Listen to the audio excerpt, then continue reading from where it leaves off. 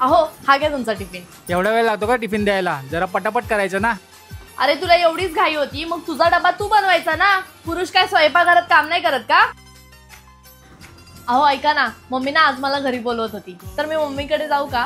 काय गरज नाही कुठे जायची, एकदा गेलीस की तिथेच थांबतेस। काय गरज नाही जायची म्हणजे? तिने काय फक्त घरातच बसायचं आणि तू काय त्याचं ऐकत बसलेस? मी सांगते ना जा जा तू। अहो हे काय, तुम्हाला घरी यायला इतका उशीर झाला? मी तुम्हाला फोन करत होते, तुम्ही फोन पण नाही उचलत माझा। उशीर झाला म्हणजे ऑफिस मध्ये काम होतं म्हणून उशीर झाला। तुला काय करणार आहे, तू घरी बसलेली असतेस तर? अरे ती तुझ्या काळजीपोटीच बोलते ना, आणि ती घरी बसलेली असते ना म्हणून तुला तुझ्या सगळ्या गोष्टी आयत्या हातात मिळतात, त्याची जरा कदर ठेव।